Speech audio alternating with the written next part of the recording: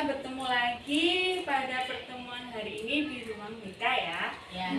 Sebelum kita ke tahap inti, kita Bu Rahma absen dulu ya kehadiran kalian.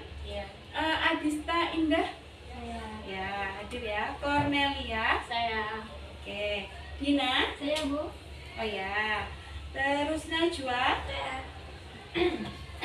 Renata, ya. Terus Sania. Saya. Oke, alhamdulillah hadir semua. Terima kasih kalian sudah menyempatkan waktu hadir di pertemuan kali ini. Kalian tahu nggak kita kenapa pertemuan hari ini kita di ruang BK? Nggak tahu. Kita akan melakukan bimbingan konseling kelompok. Apa? Kita akan melakukan apa? Bimbingan konseling Iya, kelompok. bimbingan konseling kelompok. Kalian tahu nggak bimbingan konseling kelompok itu apa? Nggak tahu? Nggak ada yang tahu bimbingan konseling kelompok itu apa? Tidak. Nggak tahu. Oke, Ibu akan menyampaikan sedikit dan sekilas tentang bimbingan konseling kelompok. Pada dasarnya konseling kelompok itu adalah berupa satu kelompok. Kelompok itu kalau di bidang BK, kalau kalian itu disebut dengan konseling. Kalau Ibu disebut dengan konselor.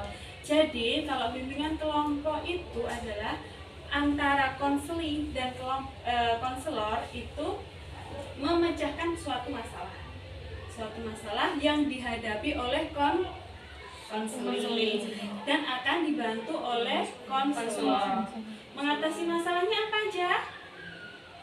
Masalah konseling, masalah di bidang pendidikan, di bidang akademik, di bidang sosial, di bidang pribadi dan bidang keluarga juga bisa. Jadi meliputi semua bidang, ya. Tapi bedanya kalau di kelas itu berupa dalam bentuk kelas. Kalau kelompok meliputi satu kelompok, gitu ya. Terus kalau bimbingan konseling itu pada dasarnya memiliki batas-batas privasi. Ya, batas-batas privasi. Jadi kalian kalau misal ada masalah, kita sharing, tujuannya itu adalah kita sharing masalah kalian apa, nanti dibantu oleh ibu tadi yang sebagai apa? Konselor. Itu membantu memecahkan masalah kalian gitu. Jadi jangan malu-malu, jangan takut, jangan ragu ya. Setiap pedoman BK itu ada batas privasinya. Jadi insya Allah Ibu akan membantu menjaga privasi kalian. Oke, sudah tahu tentang bimbingan konseling itu apa, tujuannya apa, sudah tahu? Sudah. Oke, kita ke tahap inti ya. Materi hari ini Ibu akan menyampaikan cara mengatasi masalah stres akademik. Kalian pernah mengalami stres akademik nggak? Pernah. Ibu pun juga pernah stres di akademik juga pernah, kalian pun juga pernah. Pada dasarnya itu adalah hal yang wajar dialami oleh seseorang. Oke, stres akademik itu apa sih Bu? Ada yang tahu stres akademik itu apa? Ada yang tahu stres betul? Akademik itu apa? Pelajaran. Bisa menyampaikan secara spesifik apa itu stres akademik? Ya, dalam pelajaran betul. Stres akademik itu adalah suatu kondisi tekanan mental atau fisik yang dialami oleh seseorang ketika menghadapi tuntutan atau harapan akademik. Jadi bisa diartikan, misal nih kalian sekolah, kalian mempunyai tuntutan dari orang tua kalian. Kalian diharuskan mempunyai nilai yang bagus, tidak boleh rambuki, kalian harus nilainya 100 misalnya gitu ya. Itu kan tuntutan dari orang tertentu. Terus, tapi kalian mengalami gimana ya? Nilainya di bawah dari tuntutan orang tua kalian. Kalian mengalami stres nggak? Iya. Ya, mengalami tekanan nggak? Iya. Iya kan? Nah itu yang diartikan stres akademik. Karena apa? Karena mendapatkan tuntutan yang berlebihan dan sulit dipenuhi oleh kalian, sehingga itu mempengaruhi kondisi mental kalian, kondisi fisik kalian, kondisi prestasi dan belajar kalian. Oke, paham sampai sini? Apa itu stres akademik? Paham. Oke. Nah, tadi kan cara mengatasinya ya. Nah, ini kepada intinya.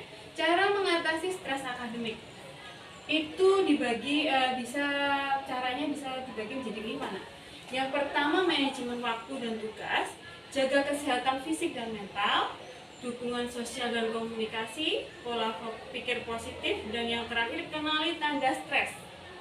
Kita bahas satu persatu ya.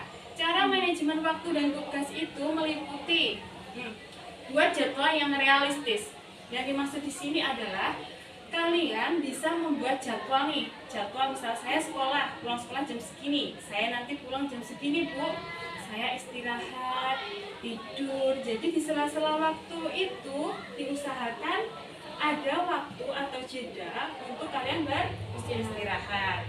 Pentingnya itu istirahat itu sangat penting untuk menjaga psikis kalian. Yang kedua, tetapkan prioritas.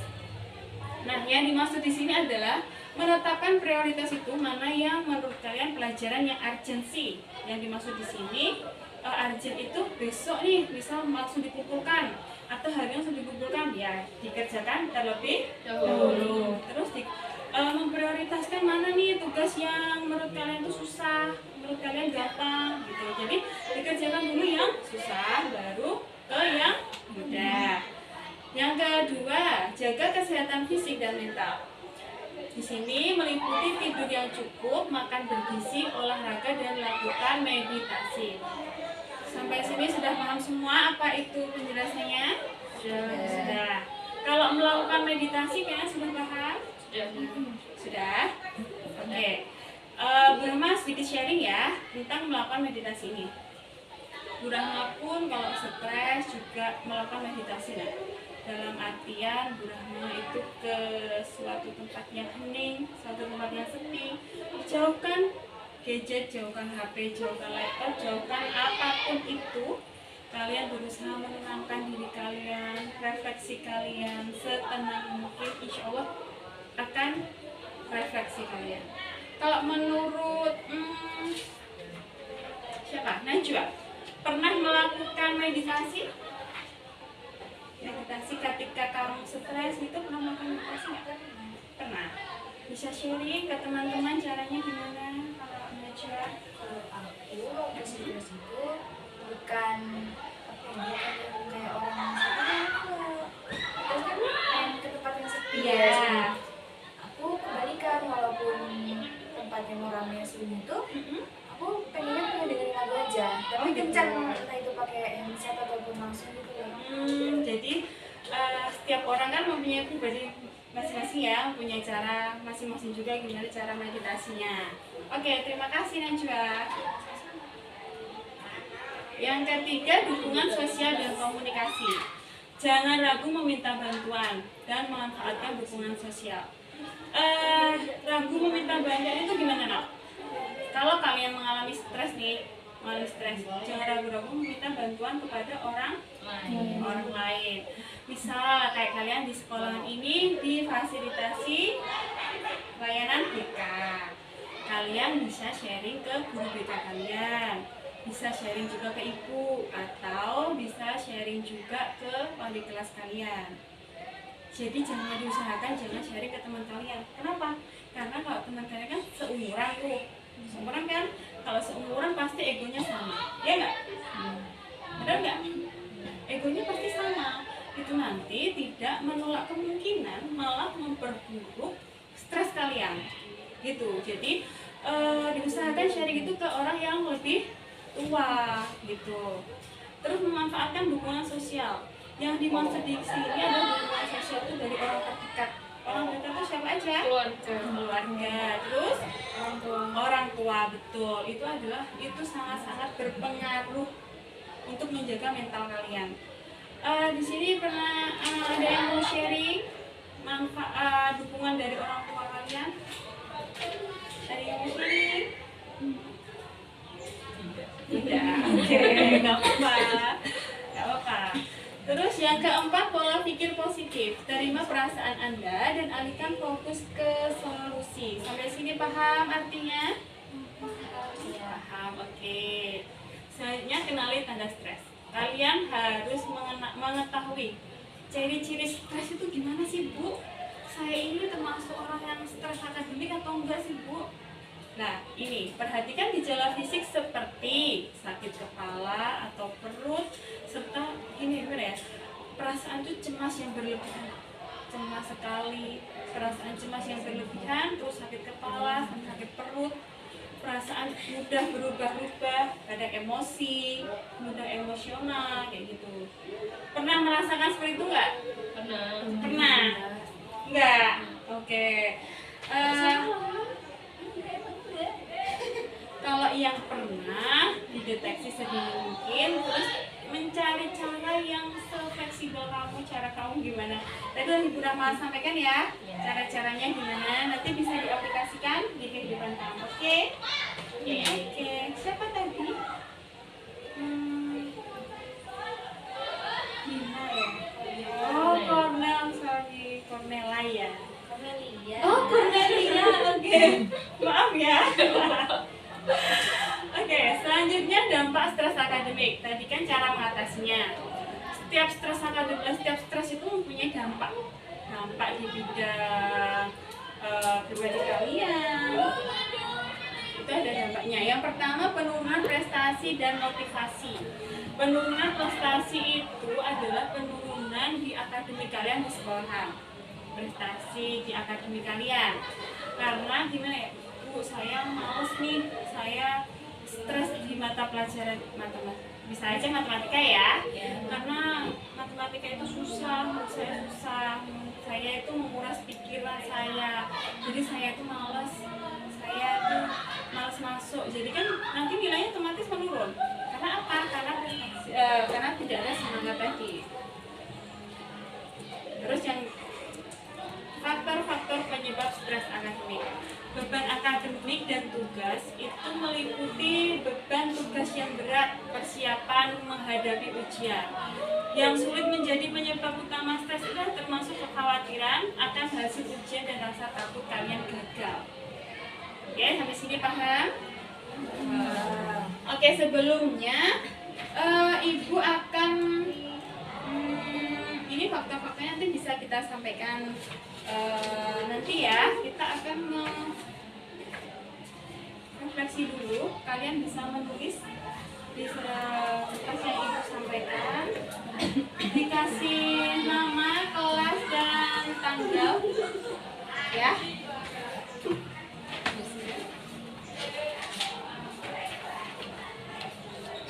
Sudah. Yang dimaksud itu adalah boleh tunggu sebentar. Ya. Yang dimaksud di sini adalah saya baru belajar mengenai apa hari ini? Cara stres menghadapi, cara mengatasi stres akademik. Oke, maaf ya. Terus yang kedua, kegiatan yang paling kalian sukai, kegiatan dalam bidang akademik, ya. Terus pelajaran apa? Ini yang dimaksud itu adalah pelajaran yang tidak kalian sukai di akademik ya. Yang terakhir, hal yang perlu kalian lakukan untuk menjadi lebih baik, untuk menghindari stres itu gimana caranya ya. Sampai sini paham? Ada yang ditanyakan? Tidak. Oke, bisa dikerjakan ya.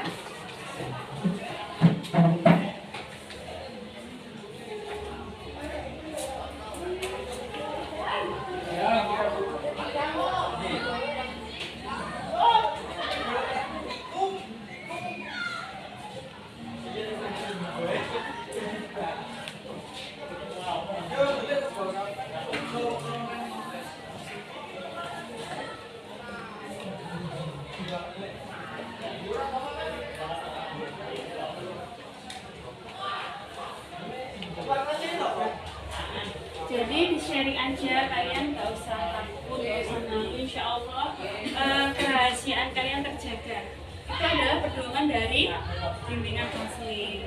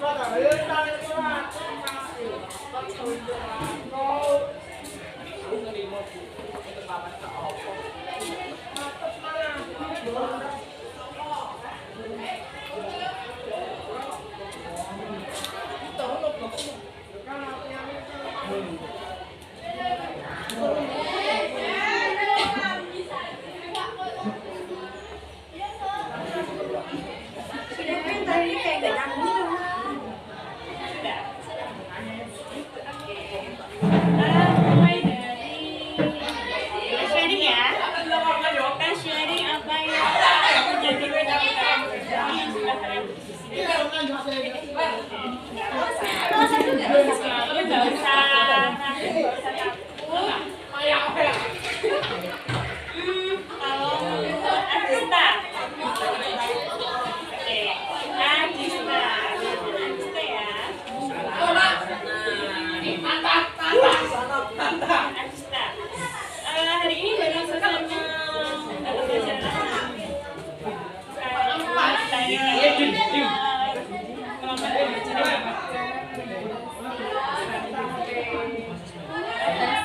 pelajaran terus menurut Agista pelajaran apa yang paling kamu sukai?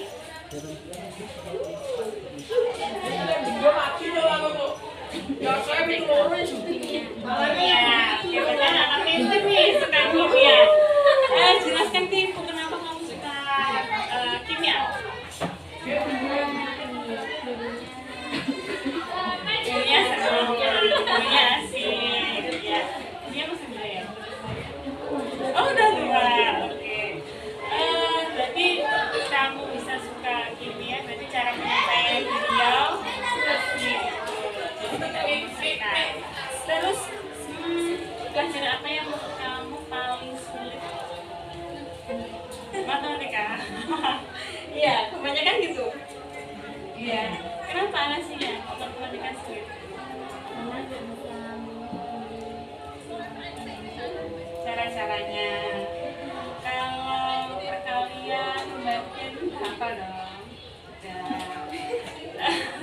Terus hal yang bisa kamu lakukan untuk mengatasi stres kamu itu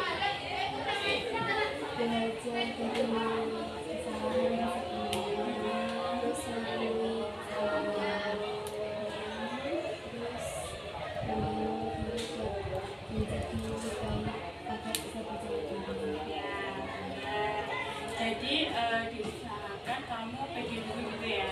Jadi dari kesalahan itu sebenarnya. Terus kalau kamu masih mengalami stres kayak gitu, kamu seharusnya perginya kemana? Untuk melakukan kayak konseling kayak gitu, kemana? Menurut kamu? Biasanya sih kayak pergi sendirian gitu. Oh gitu. Itu bisa dikatakan cara kamu menyelesaikan masalahnya seperti itu. Oke. Baik, benar, Sista. Kalau Dina, kamu tadi selesai mendapat pelajaran apa nak? Ya. Terus kegiatan yang paling kamu sukai apa? Pelajaran apa? Fisika. Kenapa? Iya, anak pinter nih +1 ya. Kasih plus dulu +1. Namanya pinter.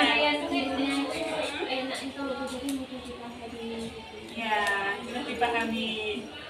Terus yang paling tidak kamu sukai apa? Matematika lagi. Kenapa? Sulit menghafal rumusnya. Iya. Terus cara kamu nih, kamu kan tidak suka matematika, tapi suka fisika.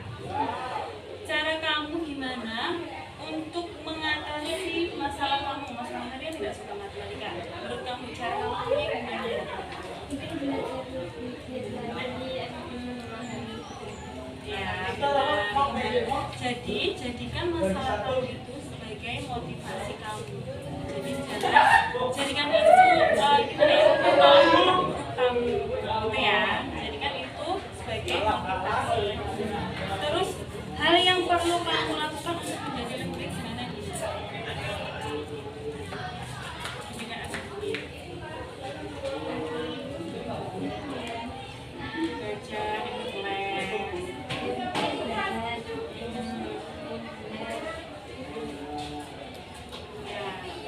Kasih buat jam sekolah ya. Najwa.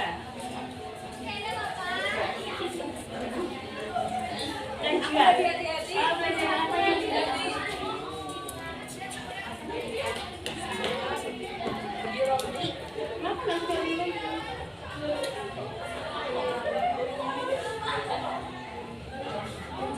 Ada gak masalah? Banyak kata-kata ilmiah kayak gitu ya? Iya, jadi kayak menurut ilmiah menurut bahasa Ya. apa itu? Berarti kamu tidak bisa menerima kata-kata ilmiah kayak gitu. Terus sama hafalnya. Iya. Terus kalau belajar apa yang Iya, hafalnya sih. kenapa suka olahraga? Oh gitu, berarti suka emang suka olahraga. Terus olahraga itu juga bisa menjadi gimana ya? Kayak menangani stres kamu gitu juga. Iya. Iya. Kenapa? Karena kalau badan kita ya, kita itu pasti mood kita tuh bagus gitu ya. Iya kan? Terus dan juga pernah mengalami stres Kelas 9 awal.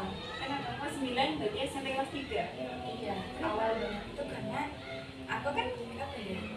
Pas dapatnya tuh kayak bagus nilai aku. Jadi aku tuh pas kelas 9-nya malah kayak leha-leha gitu tuh, Bu. Enggak, karena Nggak semangat berpede. banget ada wedding kalau misalkan enggak ada bakalan Bisa. ya, terus nyata nilainya jumlah semua. Terus kamu tindakan kamu gimana? Kamu merasa stresnya gimana? Males menghindar belajar gitu atau dapat kebutuhan dari orang itu? Aku malah makin yakin kalau misalkan harus kita tuh belajar lagi gitu Iya, bahwa betul. kalau misalkan kalau udah semangat ya jangan tiba-tiba berhenti aja Iya. makin semangat. Oke, tindakan Najwa itu sudah benar banget. Jadi jangan diulang lagi di kelas SMA ini. Ya jangan. Jadi kalau sudah menurut saya nggak pede itu, saya pasti bisa. Saya udah nggak usah belajar lagi, gitu nggak? Iya. Jadi jangan seperti itu ya. Tetap belajar. Jadi jangan merasa kita itu cepat puas dengan hasil kita itu. Jadi kita jangan merasa gimana? Harus mempunyai pedoman tidak gampang puas. Ya. Oke, baik. Kalau Cornelia, ya, benar kan? Ya. Benar ya. pelajaran apa yang menurut kamu tidak paham? Semua jenis. Oh, semua jenis IPA. Iya. Kenapa? Ya suka aja. Termasuk biologi juga? Iya semua. Semua. Kalau yang paling kamu sukai? Prakarya. Prakarya. Berarti kamu nggak seni kayak gitu. Iya. Terus kamu pernah mengalami stres akademik nggak? Sering. Contohnya saya bisa jelaskan ya? Ya kalau misal nilainya nggak sesuai ekspektasi orang tua itu pasti ada aja tekanannya. Berarti Cornelia ada tuntutan dari orang tua? Ada. Selalu. Selalu. Jadi gini, kalau Cornelia sudah tahu nih dari orang tua, saya ada tuntutan bu, saya ada tuntutan dari orang tua, saya tidak boleh mempunyai nilai 2 KKM, nah gitu ya. Iya. Jadi jadikan itu kayak motivasi kamu. Jadi kamu harus semangat belajar supaya apa? Supaya kamu tidak mendapatkan nilai yang buruk, kayak gitu ya. Jadi gimana ya, kalau tuntutan itu bisa diartikan positif, bisa diartikan negatif, tergantung kita menyikapinya gimana, iya kan? Ya. Terus tindakan kamu gimana? Curhat ke kakak. Oh, curhat ke kakakmu ya, Iya. Kak? Iya. Terus sama kalau curhat kita di atas ibu umur kita pasti mempunyai solusi kan? Beda ceritanya kalau kita itu curhat dengan teman seangkatan kayak gitu, pasti beda cerita. Kita tidak bisa menemukan titik permasalahannya, tidak mempunyai titik terangnya gimana. Yang ada kita malah tidak menemukan akar permasalahannya, malah memperburuk masalah kita. Gitu. Iya betul. Terus lagi kalau teman kita itu ada teman itu pernah nggak mengalami kayak tidak menjaga privasi kita? Iya kan? Sulit banget menjaga privasi. Jadi kalau kalian curhatnya itu kepada orang yang tepat, itu insya Allah pasti akan menyelesaikan masalah kalian, mengurangi beban kalian juga. Gitu. Terus Renata, ya. Sekarang Renata mana? Digantikan.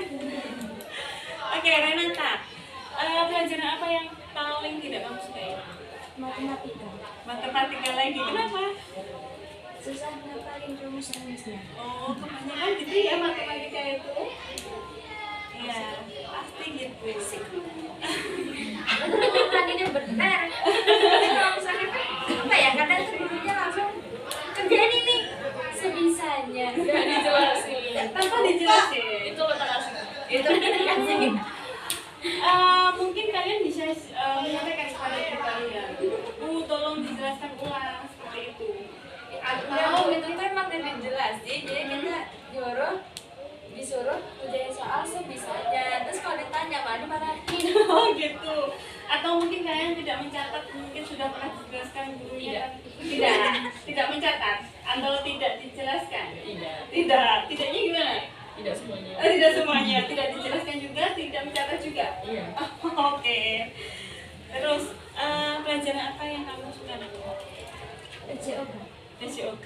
Kenapa? Karena pembelajarannya di luar kelas gitu. Oh, jadi tidak monoton gitu ya? Atau mungkin suka sama gurunya?